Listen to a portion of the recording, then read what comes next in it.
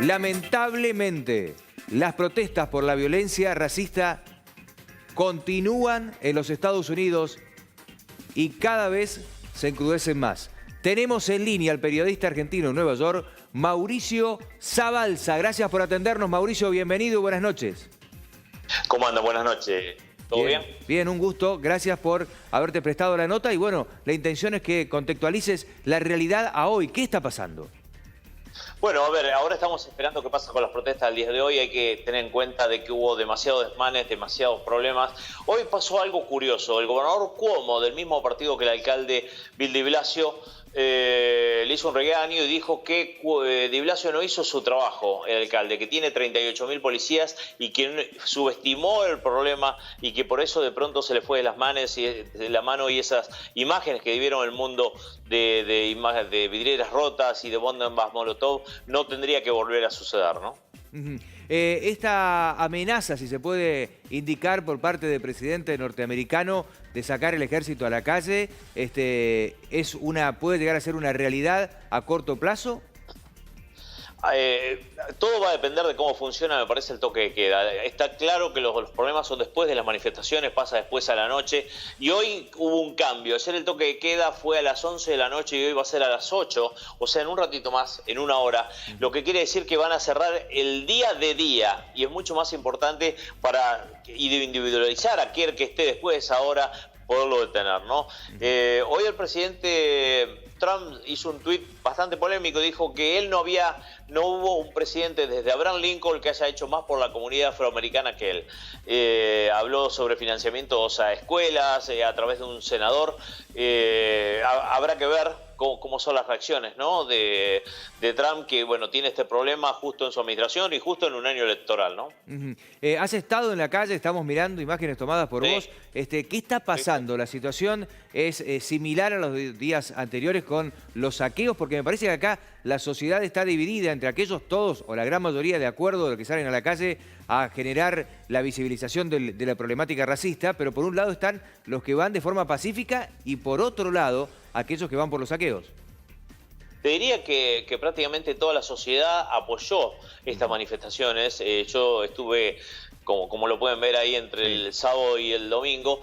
Pero bueno, el problema vino después, aparentemente por infiltrados, que empezaron los desmanes, que empezaron a romper cosas. Yo realmente no los individualizaba, porque hay un tema con esta manifestación. No hay líderes, no hay gente que maneje esta cuestión, no hay quien los lleve, se van manejando de un lugar a otro y ni siquiera... No hay nadie que tenga la voz en alto. Entonces, obviamente es muy fácil mezclarse entre la gente y tirar la primera piedra para que después pase lo que pasa, ¿no?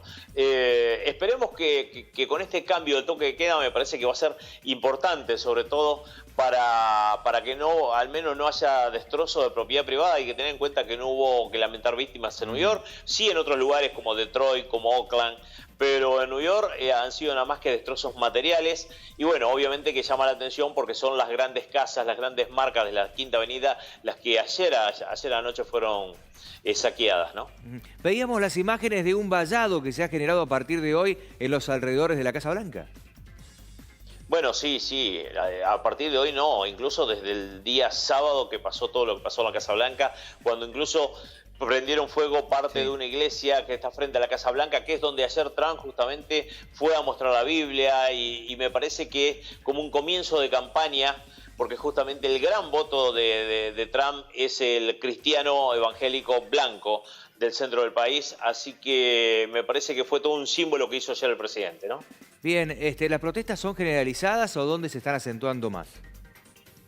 Bueno, son de Los Ángeles, las grandes ciudades. En realidad todas las ciudades han tenido protestas, todas. Por eso el toque de queda justamente funciona para los 50 estados. Lo que pasa que obviamente las más grandes son la de Atlanta, justamente porque fue frente a la CNN, que la CNN está ubicada en el centro neurálgico de la ciudad de Atlanta y las policías tuvieron la mala suerte de resguardarse tras ese lugar y bueno, fue vandalizada y vimos todo lo que vimos en televisión. Después, bueno, Los Ángeles, New York, el mismo Minneapolis, aunque Minneapolis está blindado, está lleno de policías, está la Guardia Nacional, que es el lugar donde empezó toda la cuestión esta después de que el policía asesinara a este hombre afroamericano.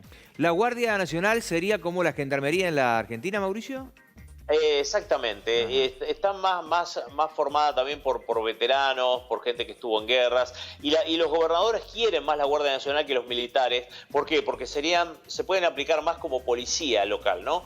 En cambio, los militares nunca ha sucedido, salvo en catástrofes naturales, como Katrina, como el huracán Sandy, de que vayan los militares justamente a hacer un trabajo dentro de Estados Unidos. Siempre los trabajos cuando los militares hacen un trabajo militar, propiamente dicho, lo hacen fuera del país, ¿no? Esto no habría pasado en muchísimos años y hoy ya Joe Biden, el candidato demócrata a la presidencia, dijo que es una barbaridad que los militares sean usados contra los mismos norteamericanos. Cuarentena, distanciamiento social cero en estas protestas. Se terminó de romper, Pero, más allá de lo que marca cada estado, ¿no? Exacto, cuarentena en realidad acá en New York no existe, es distanciamiento social, pero sí, habrá que ver qué pasa de acá a 10, 15 días si algunas de estas personas fueron justamente contagiadas. Muchos no tenían barbijos, esa es la verdad, y estamos muchos juntos. Te cuento que empezaron con grupitos, yo empecé desde la génesis, el día domingo serían unas 10, 20 personas, se empezó a juntar y en 2 horas se juntaron miles. Por eso te decía que pude ver desde cómo empezó la marcha y pude ver quiénes eran los líderes y qué iba a pasar de ahí en más, y realmente me di cuenta que era solamente una cuestión espontánea de la ciudadanía en rechazo y de esto que pasó en Minneapolis, y también pidiendo por justicia, pidiendo por mejor trato a los negros y pidiendo de que no le tiren a la comunidad negra por parte de la policía. ¿Se puede esperar que haya un cambio en la causa, que haya más detenidos en la causa, que en principio es lo que está pidiendo la sociedad? Bueno, va a haber, porque el homicidio fue en tercer grado, que sería una especie de homicidio culposo en Argentina, como cuando uno tiene un accidente con alguien, sí. Porque no pensaban que había fallecido camino al hospital o en el hospital. Bueno, hizo una autopsia a la familia, la hicieron en 5 días y salió que fue asfixiado en el lugar, murió en el lugar, y bueno, entonces ahí ya están involucrados también los otros oficiales de policía, y aparte con las prerrogativas que le decía a la gente que estaba filmando, denle asistencia porque se está muriendo, y más lo que decía él, me parece que va a cambiar seguramente la carátula de la causa y va a venir un juicio que va a ser interesante de ver, ¿no? Bien, tu mirada periodística para los próximos días. ¿Algo puede cambiar? ¿Alguna declaración puede generar que la gente se tranquilice? ¿O esto puede llegar a ir en escalada, Mauricio? No sé, está difícil. Muchos me han preguntado lo mismo y uno no sabe qué pensar. ¿Por qué? Porque el presidente Trump hizo lo contrario de lo que hubiera hecho Obama, que hubiera sido pacificar, hacer un mensaje pacificador. Y el presidente Trump dijo, no, hay que ir más a fondo todavía, hay que meter los militares y hay que acabar con toda esta cuestión. Obviamente que él hablaba del movimiento en realidad Antifa, que vendría a ser antifascista, que son los involucrados que fueron detenidos el día sábado. Pero realmente qué va a pasar no se sabe. Me parece que el toque de queda, al menos en la ciudad de Nueva York, va a funcionar como para contener a aquellas personas que por ahí quieran hacer algún desmán, ¿no? Yo supongo que después de las 8 quien esté en la ciudad va a ser seguramente arrestado. Te aprovecho un minuto más para hablar específicamente de la pandemia del sistema de salud norteamericano. Preocupante la situación en Brasil, sí. en el caso de Chile, en el caso de México. ¿Cómo está Norteamérica con la capacidad de atención?